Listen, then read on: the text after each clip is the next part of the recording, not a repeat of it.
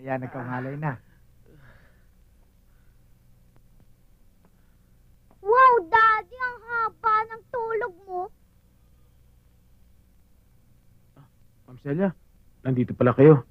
Pasensya na kayo sa bala namin kama, ha? Wala yun, Mr. Cuartero. Oh, Mr. Cuartero, Ma'am Celia, ano ba naman niya masyadong formal? Na-out of place ako. Sige, Celia na lang yung tawag mo sa akin. Ako naman si Joe. Yan! Alam niyo po, ang galing-galing niyo manunto. Bakso ba talaga kayo dati? Hindi.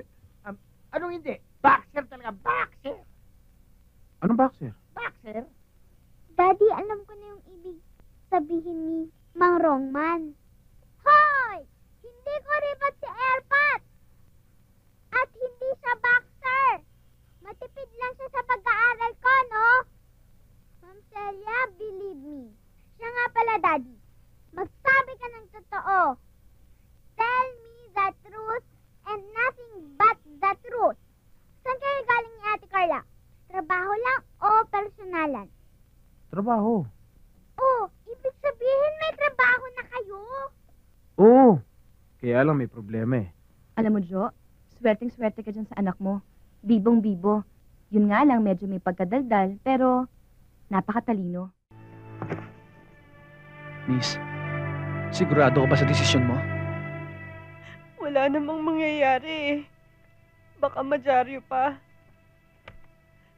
Ang alam nila, nasa Kuwait ako. Hindi nila alam. Naloko lang ako ng agency.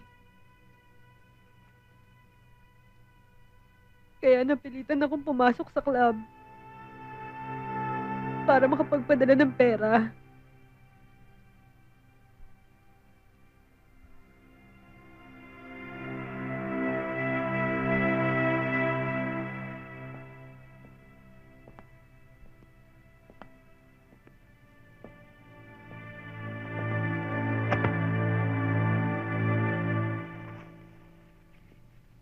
Salamat, Buluran.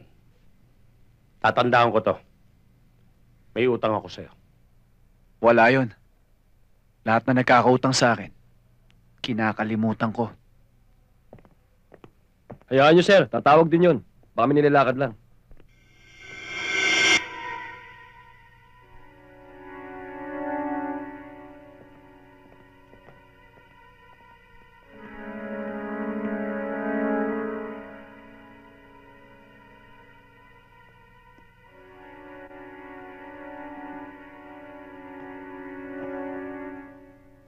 Tonet, mabuti pa siguro. Umuwi ka na ng probinsya. Hindi pwede. O nga pala, alam ko na story ng buhay mo. Huwag ka mag-alala.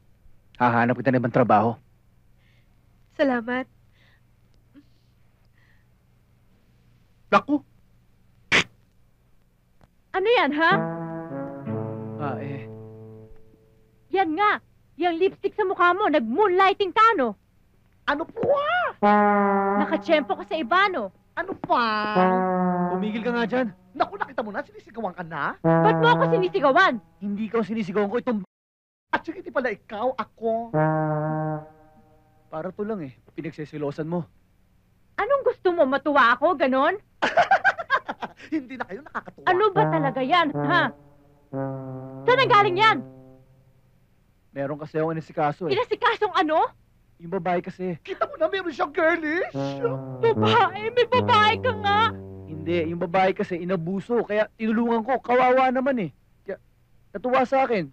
Kaya ito, inalikan ako. Sigurado ka ba halik lang yan? Baka naman may karugtong pa yan, ha? Ha? Ha? Ang pusod, tingnan mo, baka may powder. Taas mo yung t-shirt mo. Bakit ba nagpapadala ka sa... Taas mo yung t-shirt mo! Sweetheart, makinig ka sa akin ha. Yang ganda mong yan, yang sexy mong yan. Pagpapalit pa kita. Chika. Aray!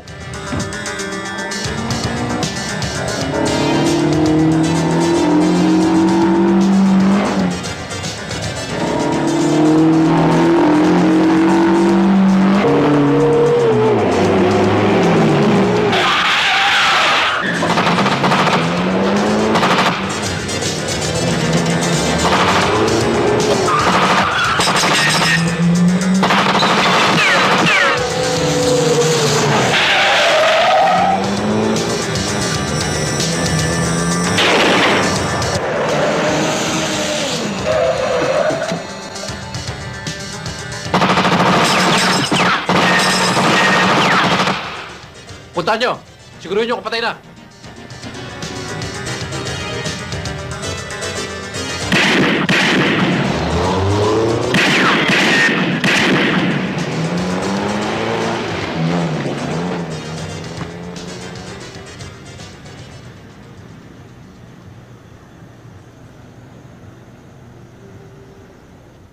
Bakit nga ba natin kailangan lumipat, Abner? Maganda naman yung tinitirahan natin, ah. Malapit pa sa eskwela ng mga bata. Sa simbahan, sa palengke. At tahimik dun eh. Beng, alam ko yon. Kaya lang... May pinagtataguan ka ba? Ba't di ka makasagot? Babae ba? Beng, May kinalaman ba sa pagkakaambush sa'yo? Nanganganib ba kami? hindi sa ganon. Nag-iingat lang ako. Nasa panganib nga kami. Baka naman kailangan pa kami lumipat sa mga nanay sa Cavite. Beng, sinabi ko na sa'yo, hindi kayo nanganganib. Nagsisiguro lang ako. Nasa panganib na nga pamilya mo, hindi ka pa tumigil sa pagpupulis mo. Beng, Wala ka naman mapapala dyan, ah. Beng, Abner, pwede hindi ka ba? pa ba nakakahalata? Isinusuka ka naman ng nakakataas sa'yo. Alam mo ba kung bakit? Dahil tapat kasi yung tungkulin. Dahil hindi ka nila mahawakan sa leeg. Pagkatapos itatayamang buhay ng iyong pamilya, wala naman silang pakialam kung ano mangyari sa'yo, ah. Beng, alam ko kung anong ginagawa ko. Abner, bakit ba pinipilit mo sarili mo sa pagpupulis? Marami ka naman trabahong maaaring pasukan, ah. Tandaan mo, college graduate ka. Beng, minsan ko pang sasabihin sa'yo. Nagpulis ako dahil yan ang gusto ko.